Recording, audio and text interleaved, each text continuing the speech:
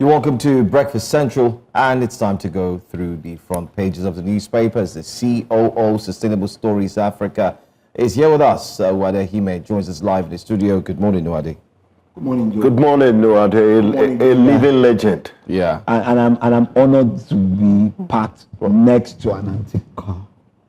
Okay, thank you very much. I'm not mentioning it's a classic. Oh, is it an antique classic then? Antique is... Did you see what happened before you could give it to him? 100 or 50 years.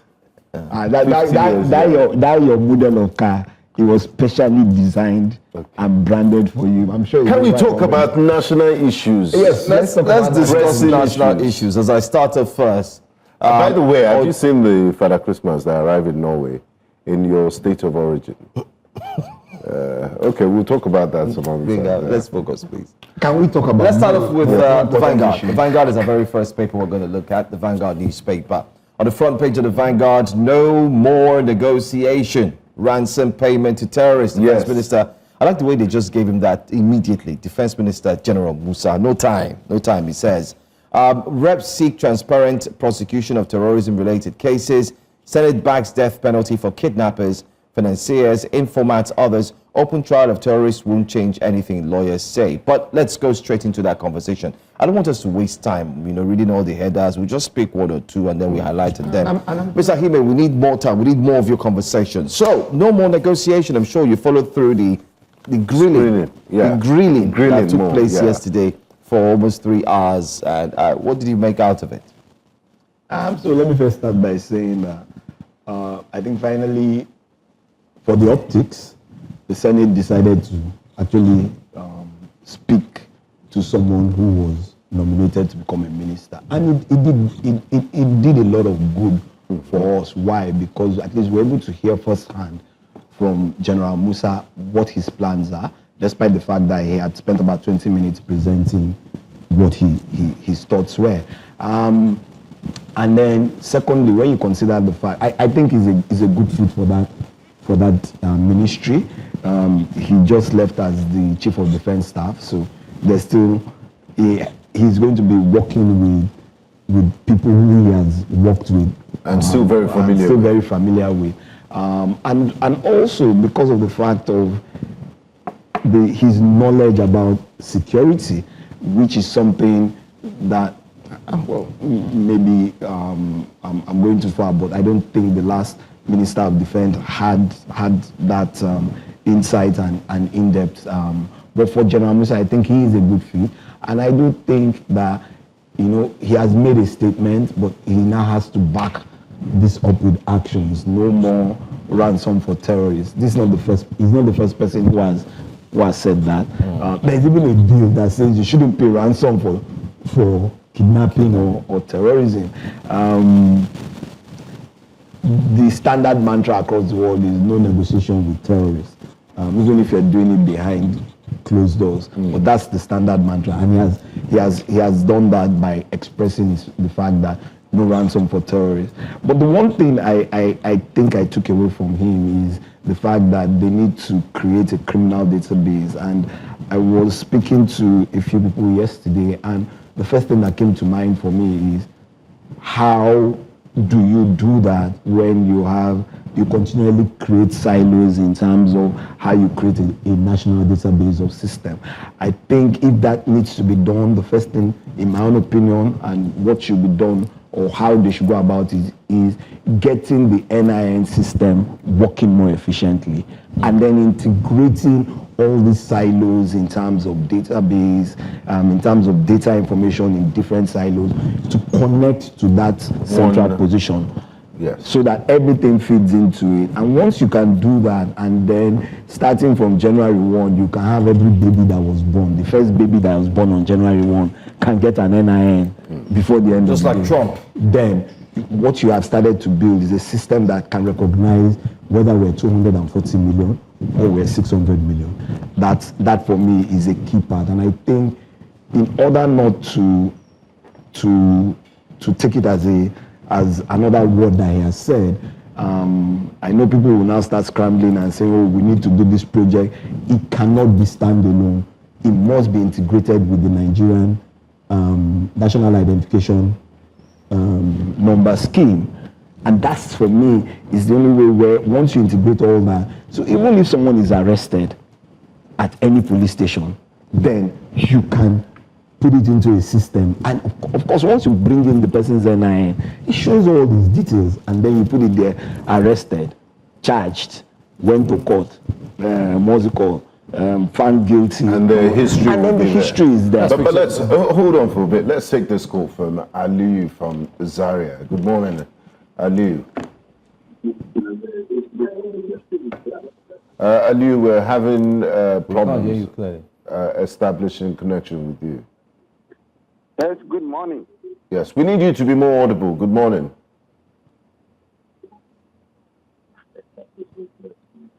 Go ahead and make your contribution, please. Yes, good morning. Yeah, I want to comment on this on the appointment of a new chief of staff, Minister of Defense.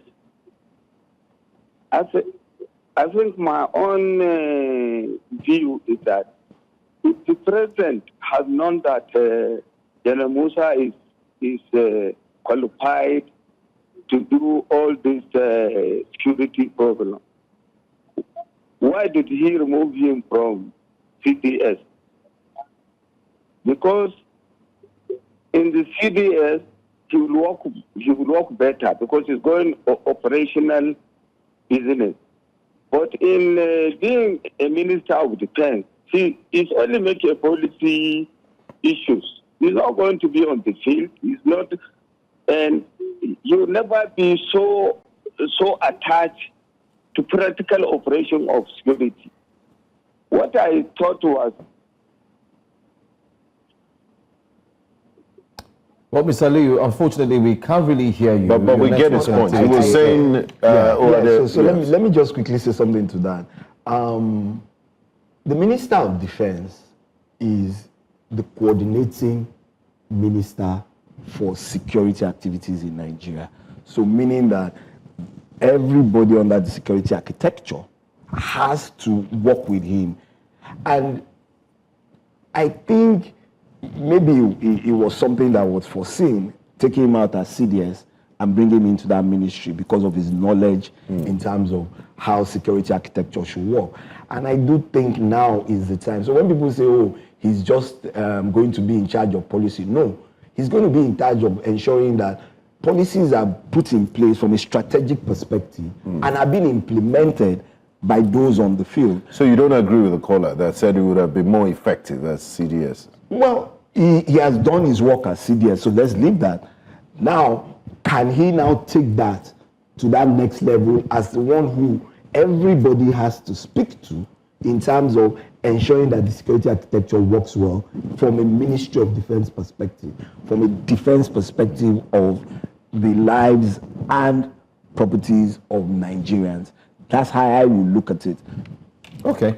Now, still talking about the Senate. Yesterday, they did their adjustments to the framework for kidnapping and banditry. They want to just label everything as terrorism.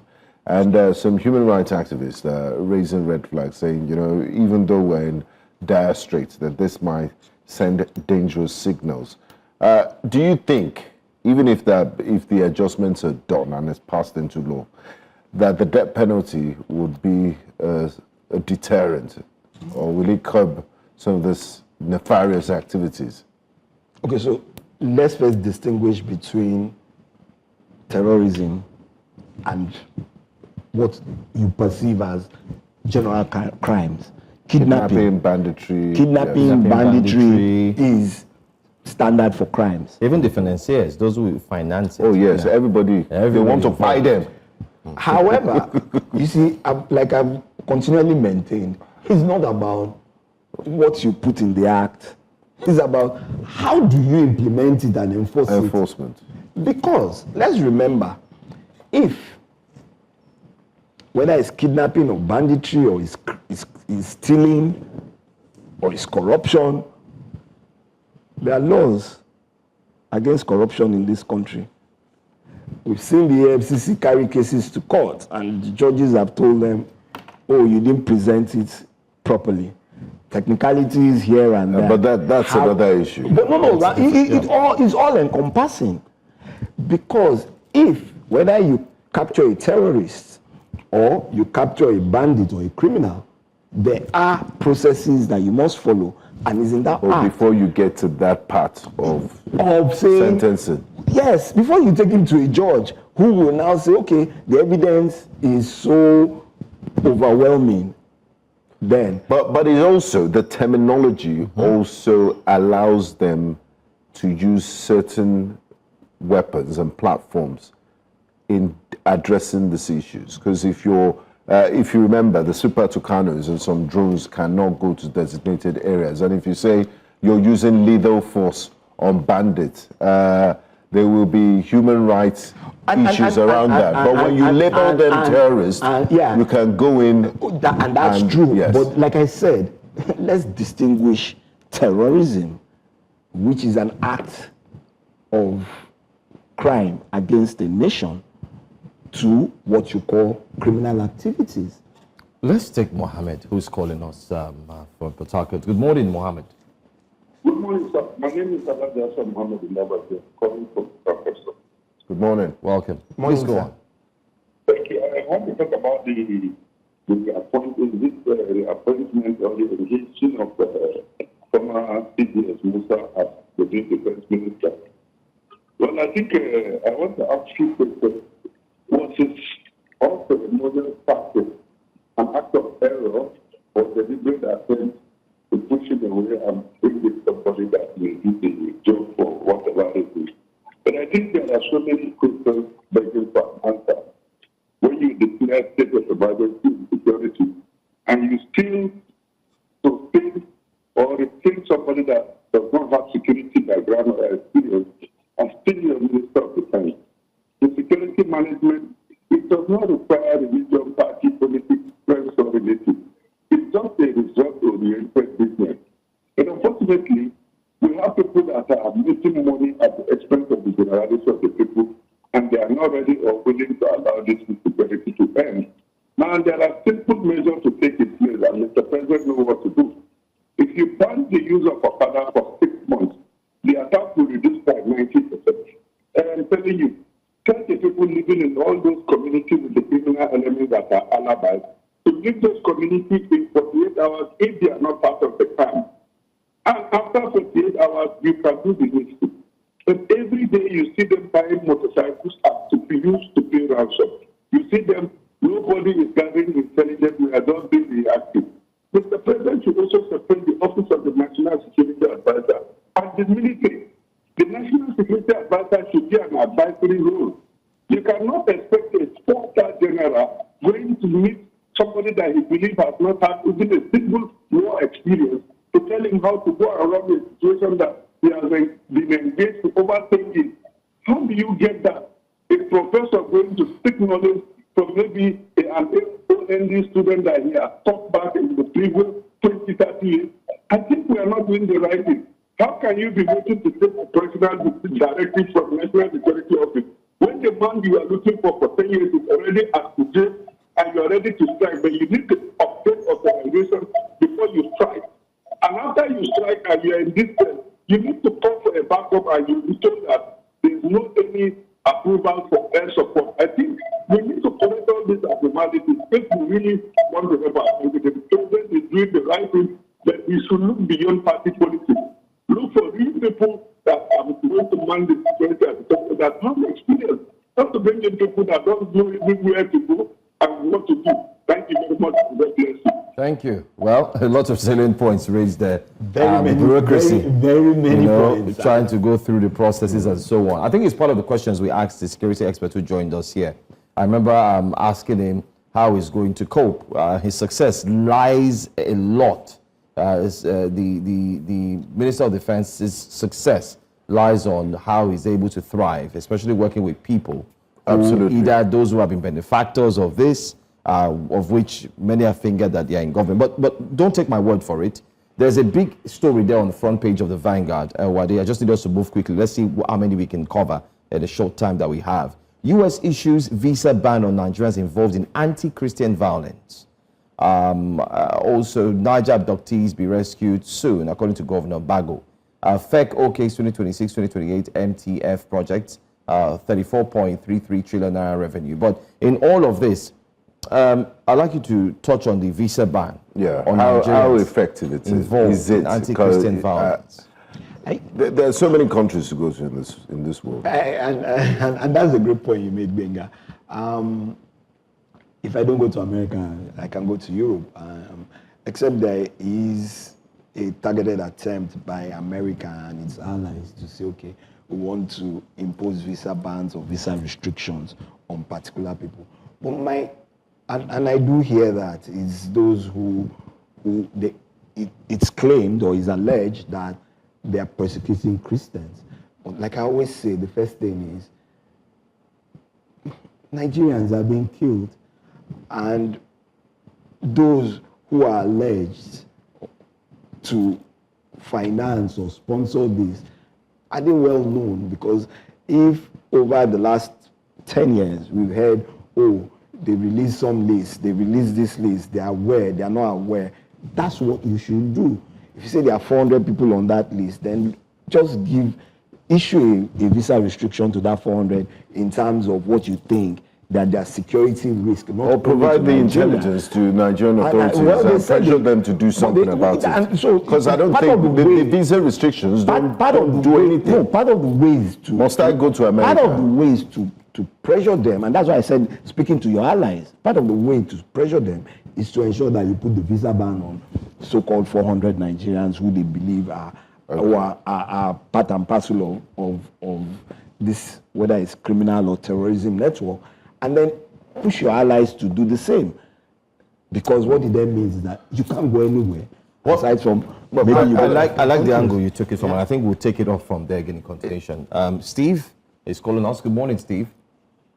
Yeah, good morning. Thank you for calling us from Ogun State. Please go ahead with your contribution. Thank you very much. Good morning. I must confess, I am not a fan of President Bola Tinubu, but I must congratulate him now because for the first time, he has put a square peg in a square hole on the Minister of Defense. I am very happy with that. But my question is, will he be able to risk everything to give the man a free hand to do his job? Will he have the political will to damn all the consequences by supporting the man to do his job? If we can achieve that, I think we are good to go. Because the man has the experience, he's fresh from the oven, he knows the terrain, he knows what is happening. God bless you all, man. Have a great day. Thank you, Steve. You can tell. Great point. Great point. Yes. Straight to the point. Back to what we were discussing, and I want us to look at it holistically. You said it's not by... So when they cooperate with the United States, cooperate with the allies, they put a Europe-wide, worldwide pressure, visa ban. But look, terrorism financiers have committed grievous offenses against the state. They're financing terrorism that has led to actions against the Nigerian state. And why... You know, it's kid gloves. So, the punishment is you cannot travel, you can't go shopping. You see, that, and that's... I think it's pedestrian to even discuss visa bans. Benga, let the full weight of the law come on you. We don't need visa bans. I've landed. I've finally landed. Calm down. And your plane was flying too low. Super Tucano. In my own opinion. Now, coming back to that, you see, when people say visa ban and those who finance terrorism, there are business affiliations around the world. Okay. So when you are unable, and you think that business transactions are concluded just by phones, of course not. So your ability to meet your network, to meet the people who provide those funding, to even tell them what is going on, how you are running those things. And that's why when you place visa bans, it becomes even more difficult for them to even channel those monies. Because first, all the transfers would one way or the other pass through American networks. Now, so when you look at the way America deals with terrorism or Europe deals with terrorism and they place all those bans and restrictions, you find out that the countries that all these people go to are countries that accommodate them, are around them, surround them. Because that pressure is there. You can't leave your comfort zone anymore. Because in those, let me use Osama bin Laden, he could fly into America, he could fly into Saudi Arabia, he could fly into Asia, then you place all those restrictions on him. He's stuck in a place. He was stuck in Pakistan and Afghanistan. Yes, you will have people who, but then everybody now has to come to see you, which is even gives you an opportunity to start to track and track better. And how was he captured? How was al-Zarqawi killed he was an American, he ran into Syria, then went. So these are all the things, because it puts the pressure back on you, and then you come back and you stay where you are. Let's not also forget. So all these things are things that let's take another. Is really important to do. Let's take another call. Barrister Kingsley joins us this morning. Good morning. Hello. Good morning. Thanks for calling. Can you go ahead with your contribution? Good morning. Good morning.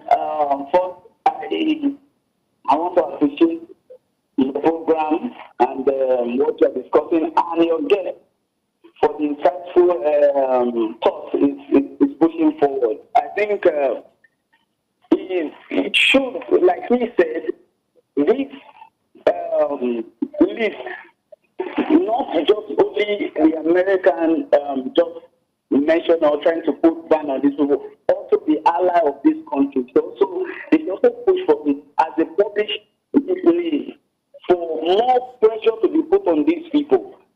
And another thing again, I want also say, the Nigerian people, the Nigerian government should be sincere with the Nigerian people. We'll be talking about links here and there. How long does it take to bring that list? If it is the ordinary Nigerian man that committed one atrocity or one crime or the other, his name would have been flying, like a songwriter said. He said, if it is the poor, you see their in crime fighter. But those who are up there, you won't find them. And that is the problem we have in this country. We should be sincere. These things are actually costing Nigeria. We should be sincere with the list. Let's bring that this list. Not only America, we must not only wait for America. Let's bring that this list. Let's even know these people to begin with. And that would be the solution, I think, to our problem. Once again, I want to appreciate what we are discussing, we are listening, we are following. I want to thank your patience for what you are doing, and it's really commendable. Once again, thank you so much. Thank you. Thank you very much. much. Thank you, Kingsley. I would like us on that note just one last thing, and I need to say this. Now, when you look at, let's look at the use an example of the drug barons in Colombia, in Mexico. It was the pressure of you can't go here, you can't go there, and then it starts to do what? Because first and foremost, businesses become restrained. Anybody who is coming in from Nigeria that says it's doing business, the scrutiny becomes more. Then what happens? Then the government now has to go in, because it starts from a visa ban, then it goes to economic issues, and all these things put pressure on government. You think Bello 2G is not interested in traveling to America we can't say or that. Europe? We can't say that. See, we can't say it's that. not about where you are interested in traveling to. It's also about where you also push the finances of funds. your business partners and your But why funding not structure. just go and deal with these people? You can't. You want them to breach our sovereignty in Nigeria. You are the one always talking No, about I'm not sovereignty. talking about America. I'm saying give the Nigerian authorities the intelligence. Let Nigerians- But that's what they go. But that's what has been in That's what they've media. done. By the or way, in this space. let's not go far. I just want Like us to look at the Nigerian authorities are well. Let me just highlight very quickly that the story we're touching on is what we took especially from the Vanguard. It's also on the Punch. We're going to put the Punch on the screen pretty soon. U.S. malls visa bans over alleged Christian killings in Nigeria. Now, this is what the Secretary of State, Marco Rubio, said in his post on X. He said the restrictions will affect those who knowingly direct, authorize, fund, support, or carry out violations of religious freedom. So they knowingly. Now, I want us to look at this. That's the story you have just by the right. I want us to flip back quickly. Let's go back to Vanguard. Vanguard. Let's go back to Vanguard if we can. Vanguard, look at the headline there. No more negotiation, ransom payment to terrorists. And under it, you have reps seek transparent prosecution of terrorism-related cases. Senate backs death penalty for who and who now? Kidnappers, again, financiers or financiers, any way you want to call it, informants and others. So it's quite similar. I think this should be seen as a win-win one way or the other, because what the US is doing is also getting the backing and support of what the Nigerian Senate is also having a conversation. Why do you need a visa for you to do business? Sorry to break it. I want us to go back to the punch again. Sorry, I'm just flipping around. I just wanted to highlight that what Nigeria is talking about is the same. So we're speaking a same language, in other words. And then NAS asked federal government to name terrorism financiers, abduction crisis. So what we're seeing now holistically is like both fronts. It's no more we're going to besiege, we're going to enter your territory. It's now saying, okay, we're now working together. If you're chasing them from up, we're chasing them from down. Therefore, we should be able to have... There should be a middle point where we gather them together and then we work together. I think that makes a lot of sense, so that Nigerians can actually see that the administration is putting in the work, just as the United States is also putting in the work. Benga, over to you. I don't know what story you want to take. Let's look at... your finance guy. Federal government unveils a 54 trillion naira budget. Its debt servicing go up 16 trillion. That's a huge percentage. We